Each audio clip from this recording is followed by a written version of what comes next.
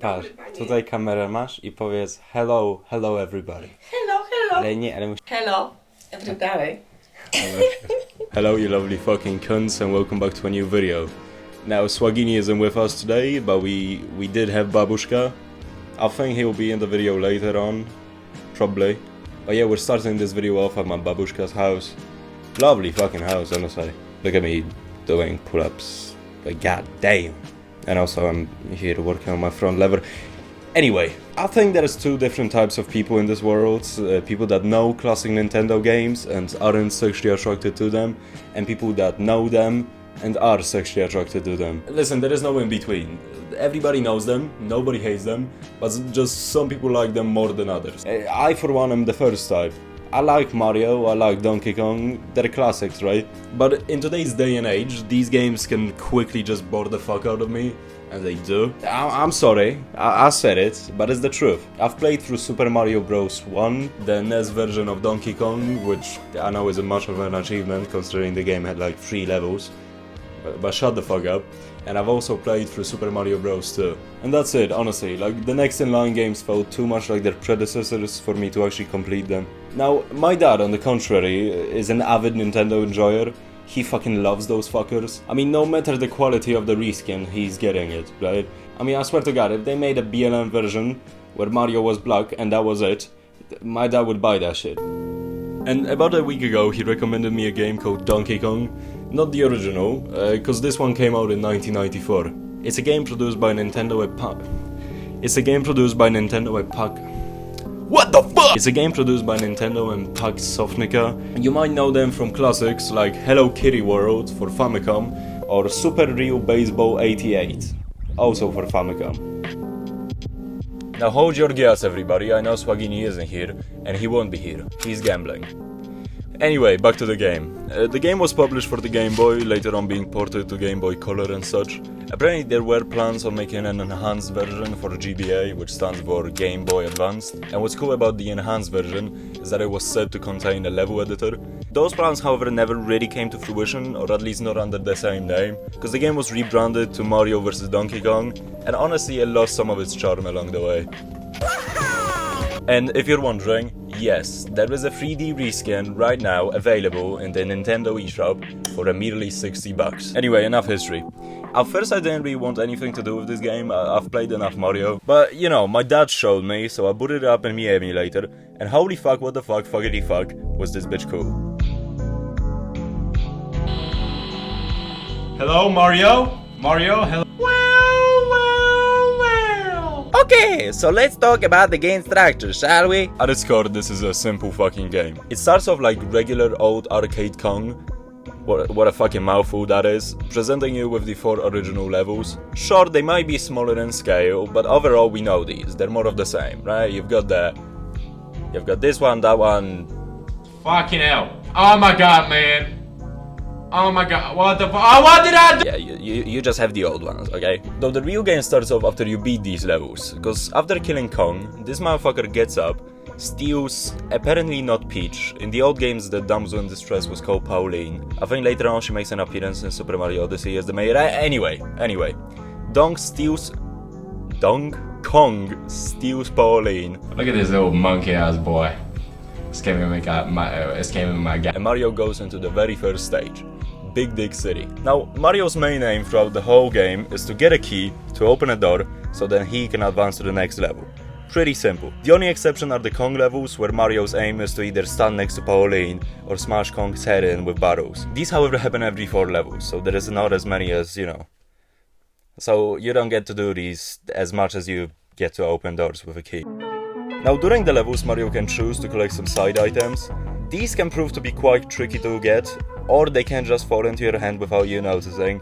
And if Mario collects all 3, this motherfucker gets to gamble, okay? What's it called when you like get closer to God, like around 3rd grade in like elementary school? There is slots! Was! Fuck! Sadly there is no money involved, you're just gambling for lives. But still, considering I've got a crippling addiction, this made the game pretty fun. GTA Online's Diamond Casino did not teach me well. Okay, I am addicted. I bought shark cards for about $100 and I blew it all in an online casino that wouldn't have given me any real money anyway. So overall the game has 9 stages and 96 levels. Plus 4 of the old ones and you get a sexy number of 100 levels. It took me a good 9 hours to beat. Mind you, I was failing at basically any challenge provided to me by the game. So you could probably crank this baby out in 6 hours. Now to your pee-pee-poo-poo iPad brain, that probably doesn't seem long. I mean 9 hours, what the fuck is that? But for a classic Nintendo game, or any vintage game that is incredibly long. It's a huge jump from the original's 5 minutes at best. Help, shut the fuck up. Anyway, let's get into Mario Actually Learned Something for Once gameplay. Hey guys, so I've just learned that I can pick up a goddamn trash can. What? Can I kill this goddamn bitch with it? I can! What? Donkey Kong 1994 introduces some now beloved moves into the Mario franchise. I'm gonna start every chapter like this. Introduces some now beloved moves into the Mario franchise. The backward somersault and the handstand, for example. But it also brings back mechanics from the older games, like crouching, picking up objects and throwing them, climbing on vines and such. Look at this shit, look at this shit. Yeah! Yeah! Yeah! Yeah! There is a lot of shit that this motherfucker can do now. And surprisingly, these moves can actually be worked upon to really give you an upper hand in the game. These aren't just one-off fucking button combos, because if you get good at them, you can complete some levels rather quickly. For example, I'm gonna show you an example. No way! What? It's classic Donkey Kong. What's really cool about these mechanics too is that they aren't underused or overused in any way. Basically any scenario where these can be implemented, they are, and vice versa. For example, picking up objects is used in a plethora of different ways, like puzzles where you have to throw them at certain spots to advance, or just chucking objects at enemies to kill. It's a big step up from the previous games, although this one sadly lacks things such as fire flowers or super However, with this game's level design, those things wouldn't really make any sense. And if you're wondering, yes, shrooms are back, but ironically, they make you small now. Hello world. Now I am checking if I'm making a hissing noise at the end of every sentence I do. My mouth is still like full of... Honestly, this game is weird, because I think it's the first time in my life where I genuinely think that adding more movements and such could possibly ruin the gameplay loop. Right? It could overcomplicate it in a way that's not fun. Fuck, you slide, man! What the fuck? Oh my god. Kill it! Oh. I didn't kill it! Oh my god. Pick it up, boy. If you play the game, you realize that this isn't more than enough movesets, and it isn't too little. It's the perfect number. And it feels, by all means, complete. It feels complete. Hey, we're zooming, man, we're zooming. Oh my god, I actually got it. Oh, holy fuckaroni. Oh my. Okay, so I know it feels like I'm glazing this game a little bit too much, but don't worry, I will shit on it eventually. For now, I'm sorry for the voice. The levels in this game are great. They are rarely repetitive, and it feels like each new stage tries something new in terms of visuals and mechanics. Yahoo! Wow! Wow! You know how in games when you first start playing them, you're bombarded with all these little mechanics, but then as you advance through the game world, eventually everything gets ironed out in your head, the confusion drops, the game stops introducing you to new shit, and the core gameplay comes out? That doesn't happen in this game. Just as you start believing that nothing new will come, and this is just how the game's going to look and play like now, the game just introduces a new mechanic to shake up the gameplay again, to, you know, throw you off your horse, throw you off your piggy, what? Like, for example, this game introduces water, right? Water! They gave us water, man! Was? Now, were you a lazy-ass developer, you'd basically plop that bitch into every possible level, right? It's a new gameplay mechanic, it makes the game more fun, so why shouldn't it be everywhere? But this game doesn't, okay? It treats water like a novelty, or like every other mechanic that is. Okay, just like that, baby. Just like that. Probably less than 10 out of 100 levels have it. And it's not like the other levels lag because of the lack of water, because they, on the other hand, gotta get a new mechanic, okay? It's all good. I don't know why I'm saying water so weirdly, but water. Water. How the fuck do you say water normally, man? Water. Let me grab some water. Maybe I gotta do a different accent. Man, Georgie, get out of the goddamn water, man. Nah, hey, Georgie, get out the water. Hey, Georgie, get out of the water, yeah? So yeah, every new level gets a new mechanic, so as you advance through the game, you're on this constant hype train of what the new stage is going to give you. Sometimes it's vines, sometimes it's moving platforms that for some reason sink. I'm sinking. What the fuck was that? Who the fuck had that idea? I mean, it's great, but don't you think it's a bit too much for the I'm happy, but like...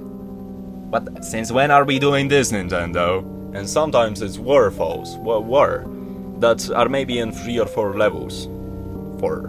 This game constantly changes and introduces new things, which is great, okay? Good job.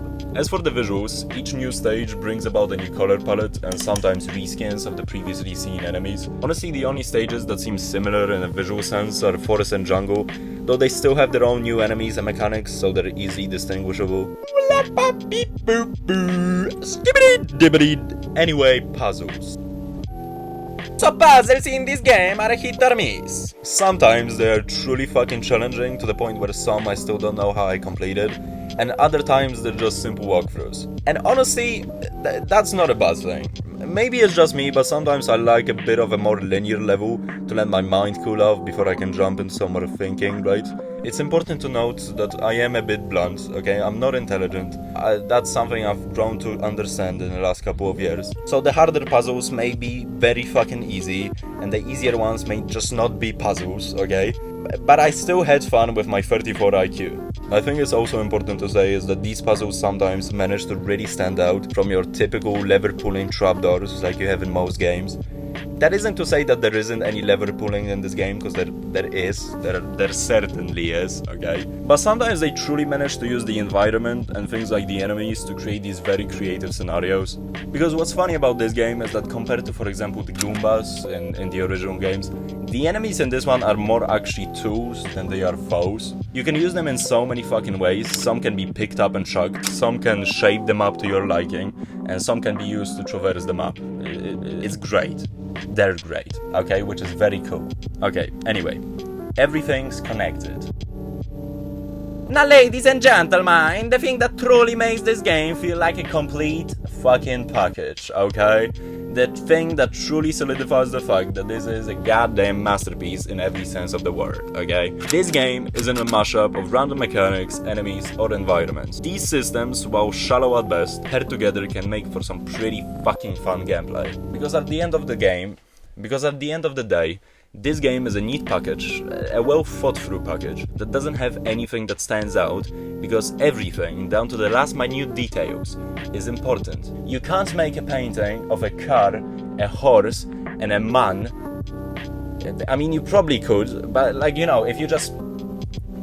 How do I say this? Fuck. Ah! Oh fuck. Ah! Oh fuck.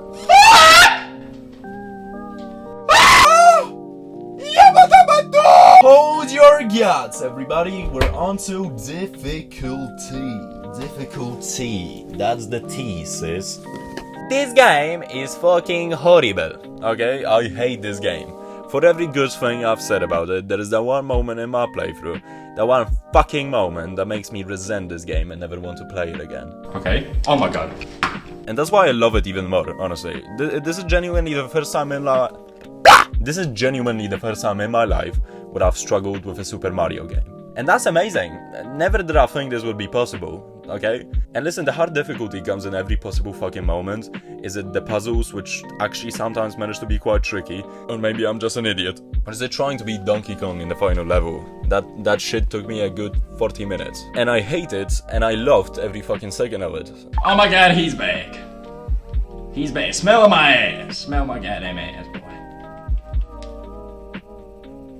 Oh my god. Oh my god. Oh my god. I love when games make me want to kill myself, and that's not sarcasm. Like, look at this clip. My asshole is sweating buckets. I have the sweatiest asshole of all time. I missed. Nah, bro, if I lose one more time to this guy, I'm saying the N-word.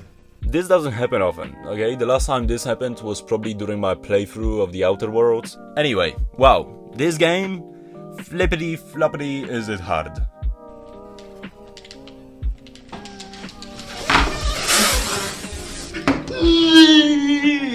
I can't say it.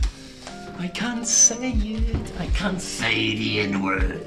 Be a racist. Be a fucking racist.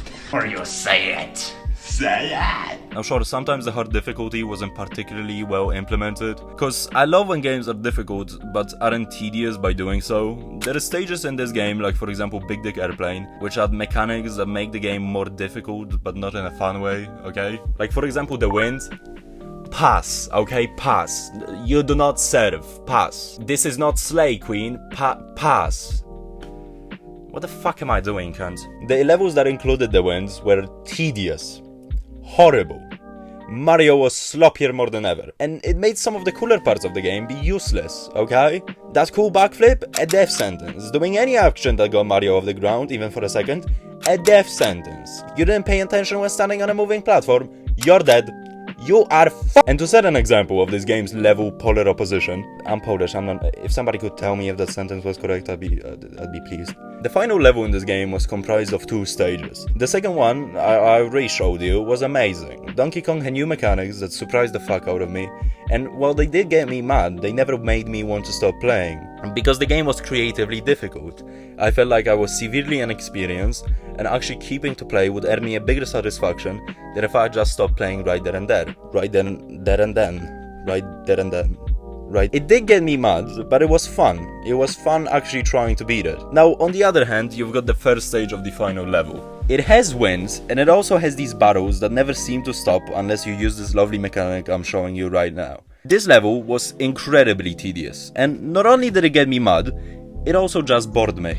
The wind basically meant that half of the map was useless because you couldn't turn around in these spots to throw a barrel, and actually trying to evade the barrels felt like you were fucking ordering from AliExpress because you had to plan 2 minutes ahead if you wanted to go left or right. You know, it took fucking business days to move. And the fact that you had to stop the barrels yourself with your feet basically meant that you could only capitalize off of 1 out of 5 of Donkey Kong's moves, and you had to do it 3 times. So in between taking a shot, you just had to wait in one spot for 2 minutes, ever so slightly being pushed to the left by the wind, so you had to, you know, move your fucking little joystick to the right every fucking few seconds, and if you missed it just once, either a barrel was gonna fall on you, or you were gonna fall off the platform and had to, like, restart the whole thing. It was horribly tedious. So again, all of these mechanics beautifully came together to make a boring-ass level, where the difficulty was in actually trying to not turn off the game. What the fuck? Why the fuck am I bleeding? What? But yeah, I'd say like 75% of the game is actually fun difficult, and the rest, well, meh. That's still good. That's still fucking anyway, ending. Listen, all in all, if you're 15, 16, 17 and want to play through a classical Mario game and you just so happen to not want to be bored while doing so, this is the perfect game. Its flaws are minute, and at the end of the day it comes out as this beautifully well thought through package. And honestly, I'm not gonna lie, I dislike Nintendo games, especially the modern ones, cause all they do is just reskin the old games, not really revolutionizing in any way, and sell you them at $60. This is genuinely the first time where I've played a Nintendo game and it actually felt like a genuine sequel. Now I get it, back then it was pretty hard to do something new. I'm not hating on Super Mario Bros. 2 or 3 for not introducing as much or not being such an original idea, but nowadays it fucking isn't hard to do something new, okay?